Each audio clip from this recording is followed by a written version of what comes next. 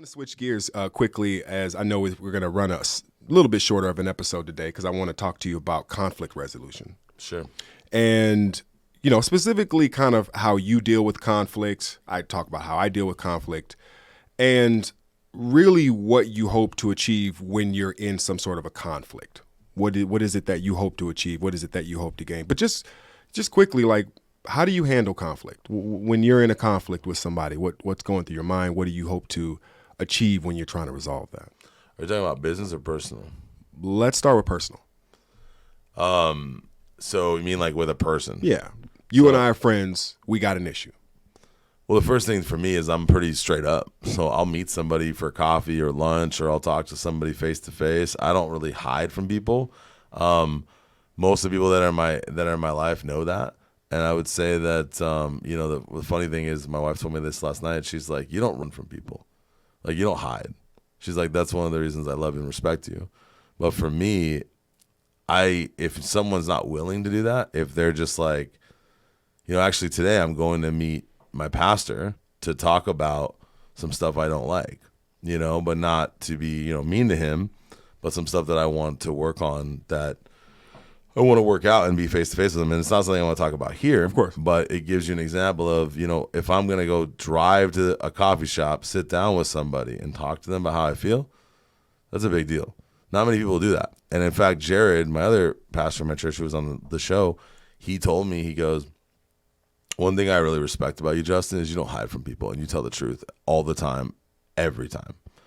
So what I would say is, don't hide from people. If you have a conflict, just get it out in the open. Shedding light on it is everything. I agree with that. What's interesting is that people will have conflicts and then don't want to meet face to face or meet with people to resolve those conflicts. Like, They have all these issues that you ask, hey, how come you just didn't bring to this person directly?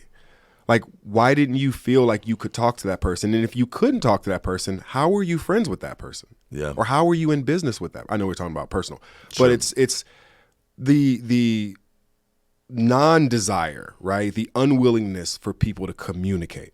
I'm dealing with that in my own life right now, where two of my friends fell out and now they're not talking. They're not friends anymore. And the friend came to me and was like, I'm not even sure what I did wrong. They won't tell me. They won't talk to me. And it's like, I know this other dude. Why won't you talk to him? To me, it makes so little sense why people, even if I got to tell you, Justin, I think that was a piece of shit move you did. But I'm going to tell you. I'm going to look you in your eyes and I'm going to tell you. And if you got an issue, if you want to get down, I come from the era of let's get down. Let's take the fade in the back. Whoever wins, whoever loses, fine. But you're still my homie. You're still my friend. You mean the whole thing where you could fight and duke it out and then be friends again? Yes. Yeah, what happened to those days? I just feel like a lot of people are scared, of the repercussions of that. Like if somebody goes and calls the police on them or tells on them, I think there's a lot more people that are living in fear of that, like the repercussions. Because back in the day, you could beat each other up and you couldn't get arrested. No, you guys would beat the shit out of each other. Now, legally, a cop could come and arrest you for beating up somebody and say, like, if you beat up that person could call, because that's happened to me. I beat up a dude years ago, and he just called the police and they had me arrested. Even though it was consensual. It was consensual. Yeah, it was consensual, right? But he got his ass beat. Yeah. And so now I'm in trouble. This is why, like, I don't know if you've ever heard of this, but what is it called?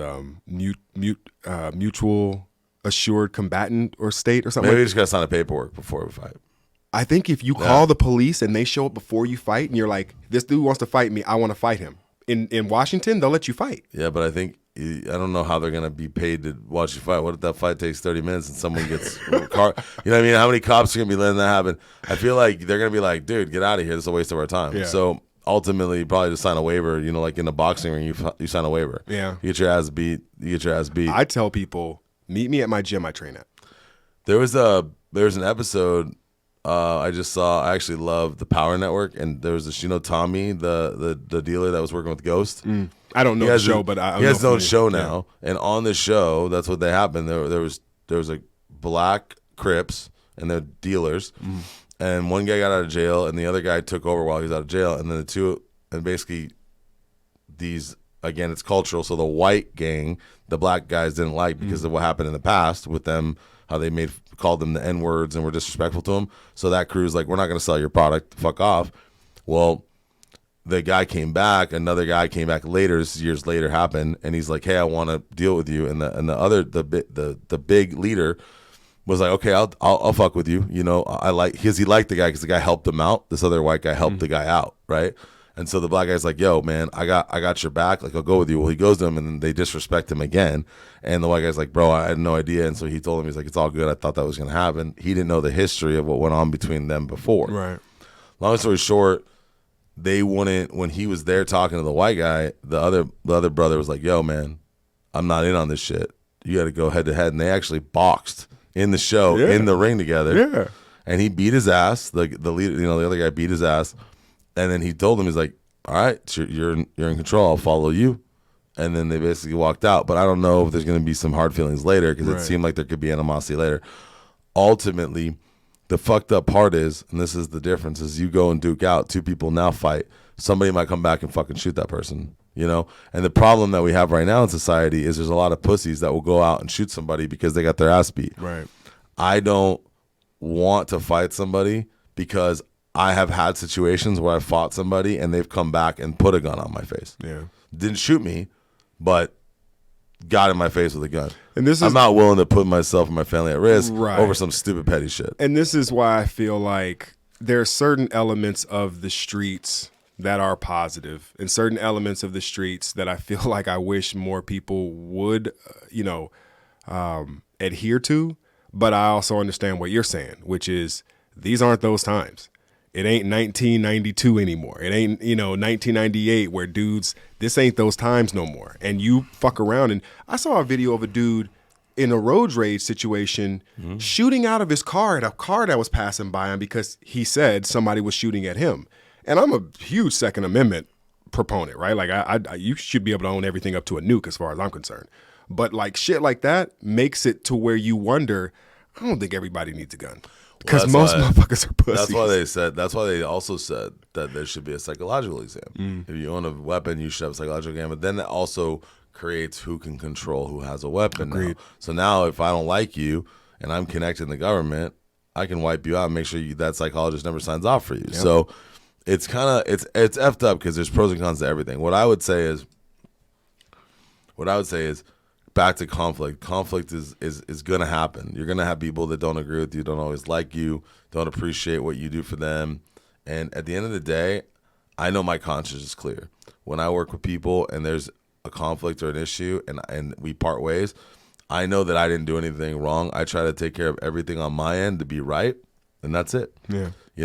And if I have a problem with somebody, I tell them to their face. I don't run around and beat around the bush. And unfortunately, there's a lot of people out there that just do not have enough social skills, and they're immature, and they just run away from conflict or even a conversation to have to basically move forward and just either move forward and fix it or just part ways right. and amicably. Yeah. I just think that there's a lot of people that are just immature now that can't even handle an adult conversation.